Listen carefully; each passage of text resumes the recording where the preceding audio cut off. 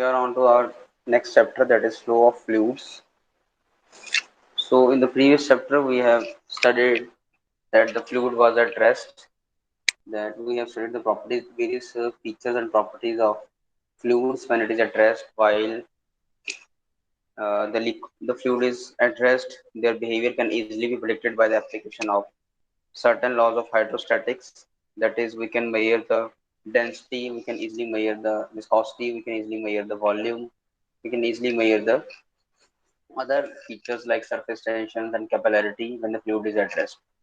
But when the fluid is being transported from one point to another point and it is being flowing from one pipe to another pipe, or in the single pipe and it is flowing from in between the certain points, so that study is known as the flow of fluids. So in this chapter we will study all the features and all the types of fluids, type of flow when the fluid is flowing from one point to another point, and how these forces are being encountering, what is that flow is called, what are the basic kinds of conditions that are being comes in contact with the liquid, what are the forces which are acting between the layers of the liquid, between the layers of the fluid as well as the inner portion of the pipe, and what are the other pros and cons related to the flow of fluids. So in this chapter we shall study the flow of fluids and the forces causing the particular flow. In the previous chapter we have already read the regarding the fluid when it is at rest. When the fluid is at rest, there is no certain kind of forces which are acting on the fluid. Like there is only the static forces which are acting on the fluid and in between the inner portion of the pipe and the layers of the fluid. Whereas when the fluid is flowing from one point to another point, there are number of forces which are acting in between the layers of the fluid and in between the pipe and the fluid. And also we will study the causes of the forces which are acting on the fluid as well as the inner portion of the pipe. So coming on to the main topics of the chapter, that is flow of fluids, we are having different kinds of types of flow according to your syllabus. That is, first one are the steady and unsteady flow. Second is the uniform and non-uniform flow. Third is the laminar and turbulent flow. Fourth type are the compressible and incompressible flow. And last one are the rotational and irrotational flow. We will study one by one the different kinds of flow from one point to another point. So first one is the difference between the or the definition of the steady and the unsteady flow. So in the case of the steady flow, you can see that various fluid characteristics like velocity, pressure, and density remains constant with respect to time. That is, they are not changing with respect to time. That is, if you are measuring when the fluid is flowing from one point to another point, and you are measuring certain kind of feature, that is velocity, pressure, and density after a regular interval or after a random interval of time, that these properties remain same. That is, if you are measuring the pressure at a 11 a.m. and measuring the pressure at 12 a.m., measuring the pressure at 1 p.m., then all these, the value of the pressure remains same. That, and also when the fluid is flowing from one end to other end of the pipe, you are measuring the velocity at certain time, and then again we are measuring the velocity at the again at another time. Then these, if these features, these characteristics remain same and do not change with respect to the time, then that flow is called a steady flow. That is, at different times when you are measuring these three properties, that is velocity, pressure, and density, after a change of time, then if you are getting the same value of these three features, that is velocity, pressure, and density, then that flow is called the steady flow. Whereas in the case of the unsteady flow, the fluid characteristics like velocity, pressure, and density are continuously changing with respect to the change in time. That is, if you measure these features at a certain time and after a certain time, when you measure the same features, their value will be different. So this is called unsteady flow. So you can see when the fluid is flowing or the water is flowing in a river, this is called a, and there is no abrupt changes in the uh, motion of the layers of the flow, that is called a steady flow in a river. Whereas in the rainy seasons or in the flood seasons, so that flow becomes unsteady in the rivers, whereas the velocity, pressure, and density are continuously changing with respect to change in the time. Next is the uniform flow and the non-uniform flow. Uniform flow means that is the flow, the velocity at any given time does not change with respect to change in space. That is, if you are measuring at a particular point of a point, measuring the velocity at a particular point of a pipe, that velocity is, let us say, is 10 meter per second. And again, you have measured the velocity at point B, that again found to be 10 meter per second. Then that flow is called the uniform flow. Whereas a non-uniform flow is a type of flow in which the velocity at any given time changes with respect to space. That is the type of flow where the velocity at any given time is changing. That is with respect to space. Whereas in the previous cases of the steady and unsteady flow, we have measured the velocity, pressure, and density with respect to the time. But here we are measuring the only the velocity with respect to the change in the space. That is, if the velocity is changing, it is a non-uniform flow, and it remains constant with respect to the space, then it is called the uniform flow. So space means that is you are measuring the velocity at the different point of the same pipe or different points of the different pipes, and that is called the non-uniform flow. So you can see this is dv by ds, that is rate of change of the velocity with respect to the space is when it is not changing, it remains constant, so its derivative will be 0. That is dv by ds remains equal to 0. Whereas when the derivative is, that is there is a rate of change of velocity is changing with respect to the change in space, then it is dv by ds does not equal to 0. So it doesn't remains constant. So it is not equal to 0. Next is the laminar flow and turbulent flow. You can see in the first figure as well as the second figure. So in the first figure, you can see the layers of the liquid are moving parallel to each other and they are not crossing each other. And they are only moving in the defined path. There is a certain path. All the layers are moving in the certain defined path. You can see in the figure A that 5 layers have been shown in the figure. All the layers are moving in the parallel direction, in the constant direction, and they are not crossing the path of the other particles. Then that flow is called the laminar flow. When there is no rainy season, there is no floody seasons, the water of the rivers generally flow in the laminar flow. So this flow is called, figure A is showing the laminar flow. But you can see in the figure B or the upper figure of the second upper image of the second figure. So in this, you can see the layers are crossing each other, they are colliding with each other, they are competing with each other, and they are moving in the zigzag manner. And these layers are not moving in the parallel direction and crossing the paths of the other particles. Then that flow becomes the turbulent flow.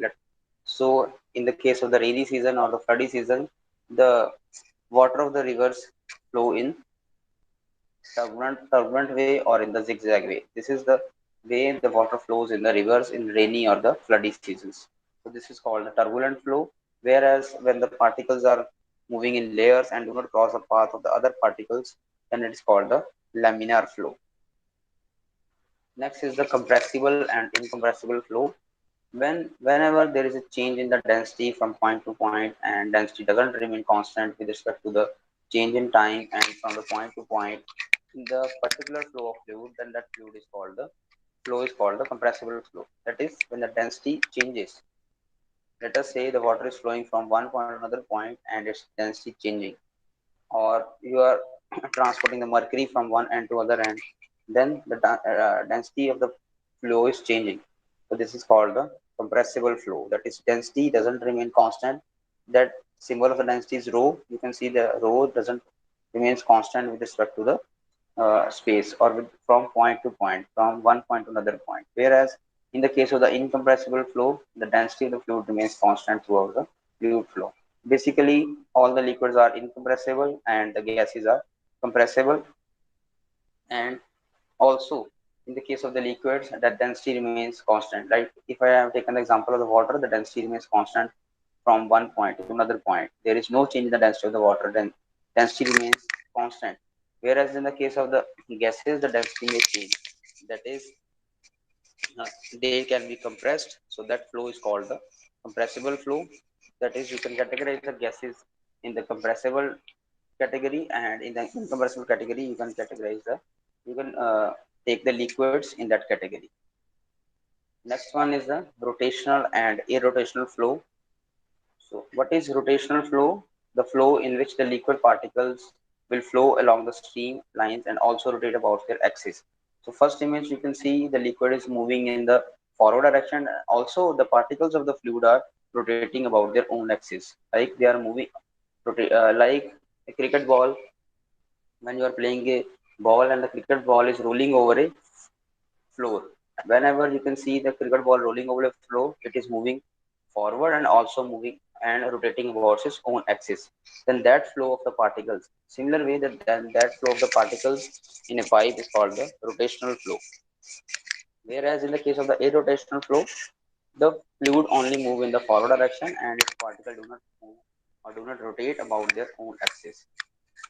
It is just like a laminar flow. The axis remains parallel to each other and the layers are running parallel to each other and they are not crossing each other. Whereas in the case of the rotational flow, you can see the particles are moving in the forward direction and as well as they are rotating around their own axis. So that is called the rotational flow.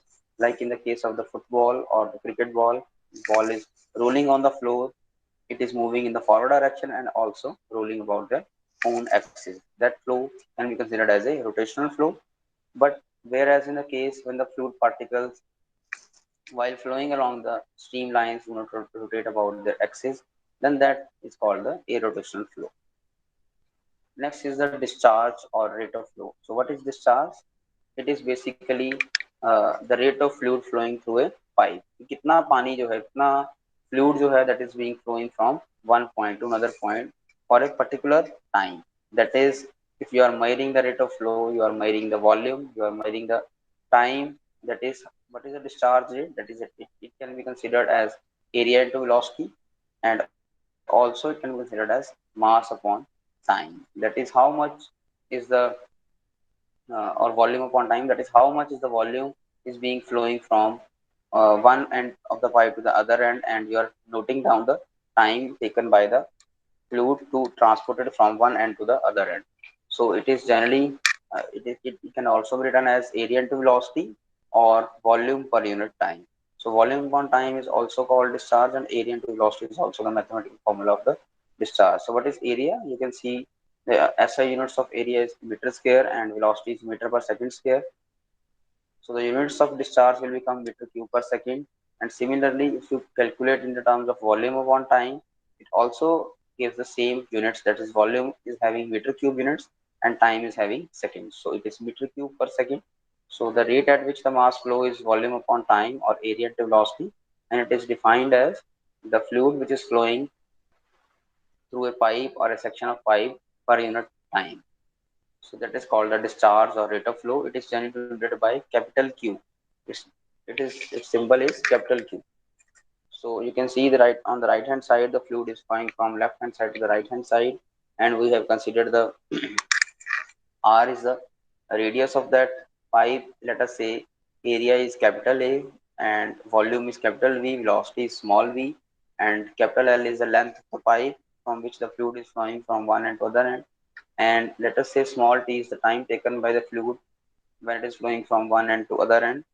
So whenever you are calculating the rate at which the mass flows, mass of what? Mass of liquid which is flowing from one end to other end. So the rate at which the mass is flowing from one end to other end.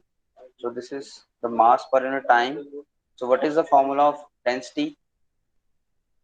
Density is mass upon volume, and if you are calculating a mass, so it becomes density into volume. So when you're calculating the mass, so it becomes density into volume. So the rate at which the mass flows, it becomes density into volume by time. We're putting the value of mass. What is mass? It is density into volume. We have, you can see the cursor of the mouse. So we have filled the formula of mass as density into volume here. So, so the rate at which the mass flow becomes equal to density into volume by time. So we always know that volume is what? It is area into length. That is, if you are calculating the volume of the cylindrical pipe, it is multiplying by area into the length of that pipe. So that volume becomes equal to area into length. So the rate at which the mass flows, it is mass upon time. And similarly, we have filled the value of rho v by t, and v is what? V is volume here. So what is volume? It is area into length. So it becomes rho into A into L by T. So what is distance upon time? It is again velocity.